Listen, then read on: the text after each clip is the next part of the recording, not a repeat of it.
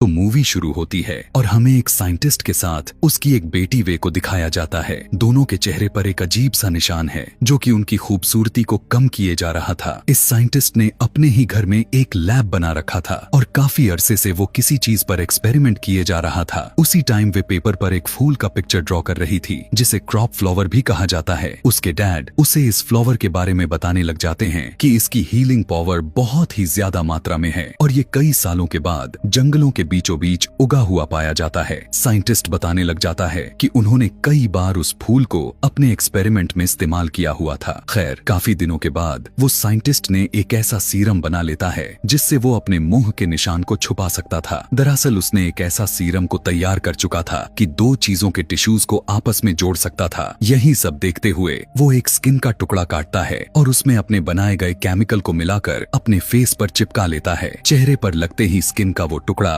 अपने आप ही बढ़ने लग जाता है। उसके टिश्यूज जनरेट होने लगते हैं और अब वो स्किन बिल्कुल धीरे धीरे करके उसके मुंह को भी ढांपने लग जाती है। यह देखने के बाद तो वो काफी घबरा जाता है। उसकी चाहत भी ऐसी नहीं थी जो अभी उसके साथ हुए जा रहा है। वो तो सिर्फ अपने मुंह के निशान को खत्म करना चाहता था, लेकिन स्किन के इस टुकड़े ने उसके पूरे मुंह को ही कवर कर लिया था। यह देखने के बाद तो साइंटिस्ट ने डर कर अपने होठों वाले जगह पर कट लगा लिया, लेकिन उसके काटने के बावजूद भी वो दोबारा से जुड़ता जा रहा था। उसकी स्किन, उसकी आंख, नाक सब जगह फैलती ही जा रही थी। बार बार वो अपने होठ, नाक, कान सब जगह पर कट मारता रहा। यही सब उसे करते हुए देखकर वे घबरा जाती हैं और आखिरकार डर कर वे ने ही अपने डैड को चाकू से स्टैब कर करके मार दिया। इस हादसे से वे बिल्कुल पूरी तरह से टूट चुकी थी। उसने अपने ही डैड की जान ले ली थी और अब उसके पास कोई भी नहीं बचा हुआ था। वक्त गुजरने के साथ साथ वे पढ़ती चली गईं। वो पढ़ाई में अपने डैड की तरह बहुत ही अच्छी थी और वजह भी यह रहा